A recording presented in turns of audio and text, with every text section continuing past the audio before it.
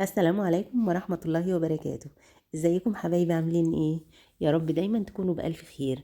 ايه رأيكم النهاردة نعمل برجر الشركات والمطاعم الكبيرة بنفس التست وأحلى كمان، وبكمية لحمة قليلة جدا، بس بنظافة وباهتمام.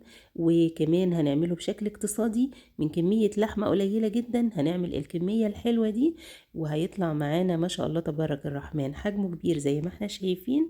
المقاس كبير جدا، وفي نفس الوقت السمك كمان زي ما احنا شايفين كبير قوي ومش رفيع، وهننافس بيه المحلات الكبيرة كمان في الطعم.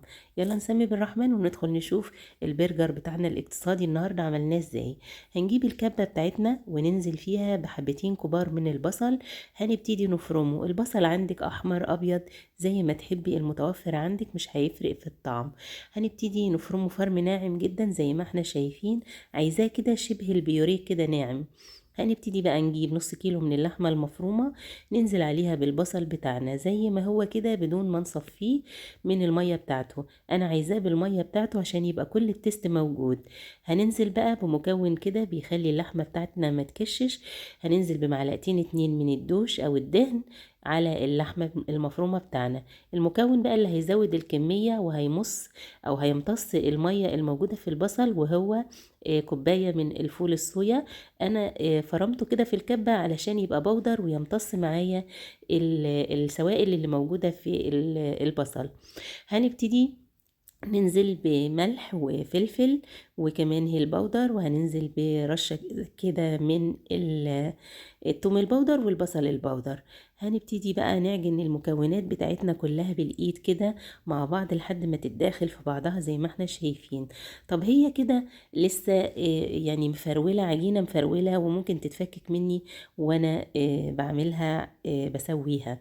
طيب علشان انعمها بقى واخليها كده متجانسة، اخدها لفة في الكبة اللي لسه فارمين فيها البصل. مكان البصل كده على السريع، اخدها فرمة كده خفيفة علشان المكونات بتاعتي كلها تتجانس مع بعض. ونشوف مع بعض العجينة بعد ما خدناها كده لفة في الكبة. تبارك الرحمن بقت عجينة لينة كده وملسة كده وحلوة، وما تفكش منك على الجريل وانتي بتسوي البرجر. هنكمل فرم الكمية المتبقية عندي، اللهم بارك، وناخدها بقى كده في بولة وننزل كل الكمية الموجودة عندي في الكبة. ما شاء الله تبارك الرحمن الكمية اتضاعفت معايا، كان عندي نص كيلو لحمة بقى تقريبا عندي كيلو من عجينة البرجر زي ما احنا شايفين. هاخد الكمية بتاعتي كده اسمغها في بعضها كده واحطها على رف التلاجة كده نص ساعة ساعة لو انا مش عايزة استخدمها في نفس اليوم. وممكن كمان اعينها عجينة كده في الفريزر لحد ما احب استخدمها اطلعها اشكلها على طول.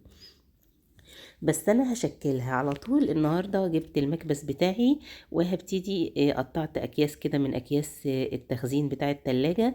الكيس بقطعه نصين وارجع اقطعه نصين، يعني الكيس 4/4، وابتدي احط جزء تحت وجزء فوق واخد قطعة من عجينة البرجر واكبسها زي ما احنا شايفين.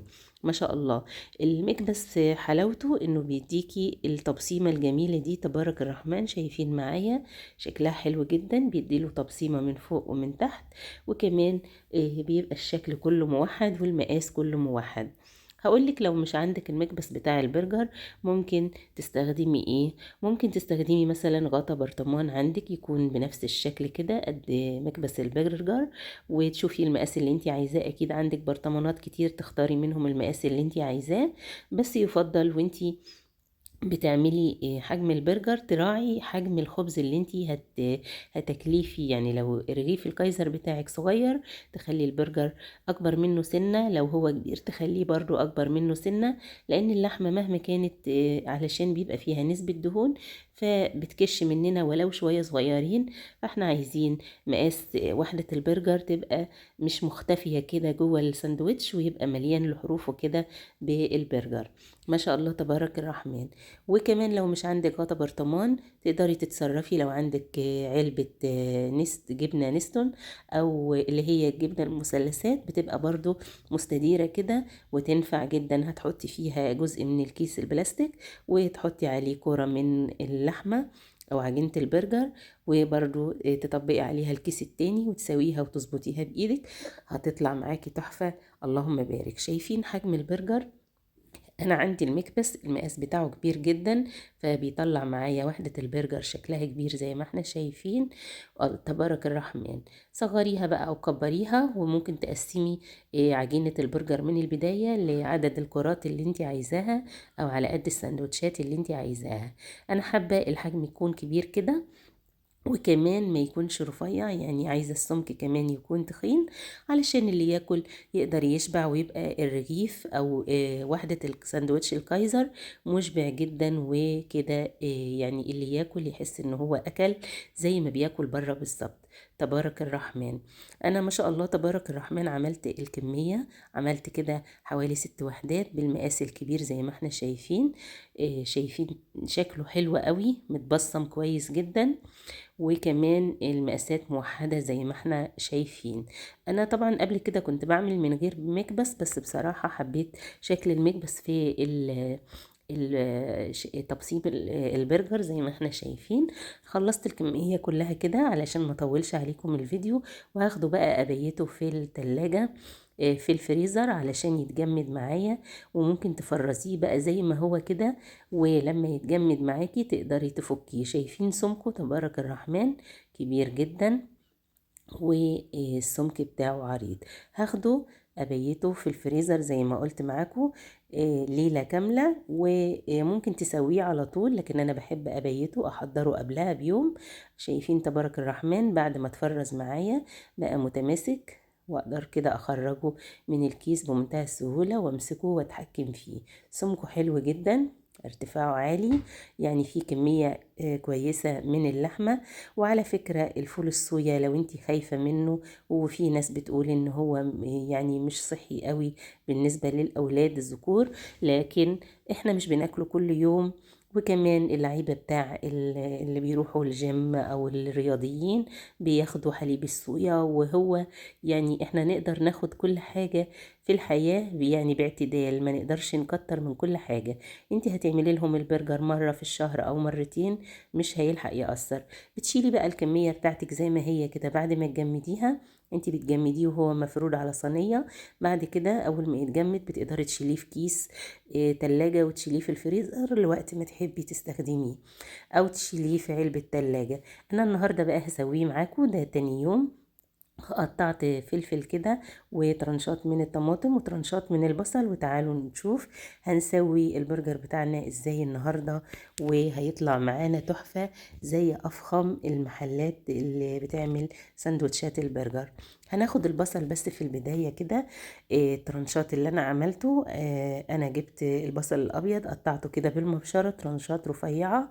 تقدري تستخدميه زي ما هو كده ني، في ناس بتحب تحطه ني في سندوتشات البرجر، لكن انا بحب بصراحة يعني ادبله شوية كده واكرمله على الطاسة مع معلقتين من الزيت او الزبدة، علشان يعني اضيع الريحة بتاعته، ما تبقاش نفاذة قوي وانتي بتاكلي ساندوتش البرجر. يعني تاكلي بصل اوكي، بس ما يبقاش ريحة البق بعدها ريحة نفاذة من البصل. بعد كده بجيب البرجر بتاعي، سبته كده يعني فك من التلج حوالي 10 دقايق زي ما هو على الرخامة. وهسمي بالرحمن بقى.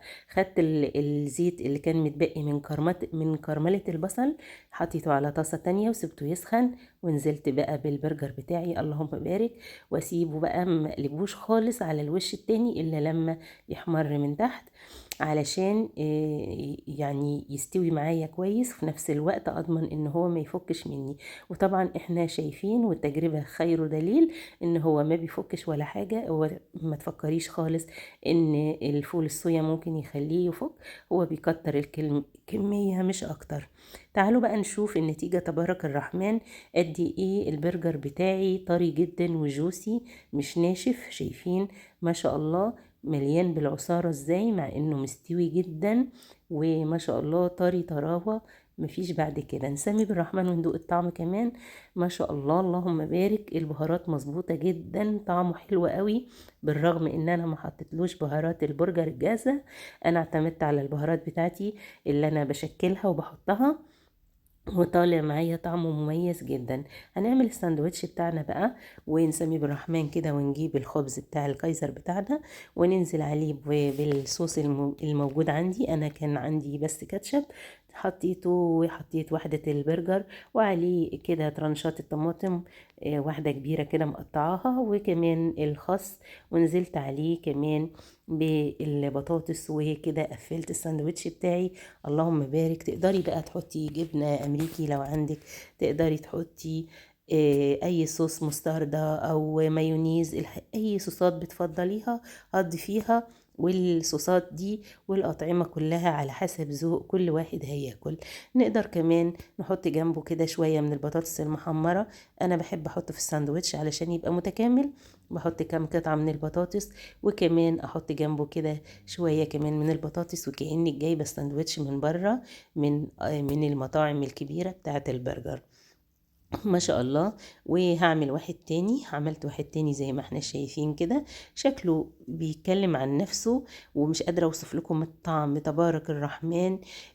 مميز جدا. الصويا، الفول الصويا البودر اللي احنا حاطينه يعني مليان بالبروتين، هاي بروتين يعني، زيه زي اللحمة بالظبط، بس كمان يعني مش باين خالص.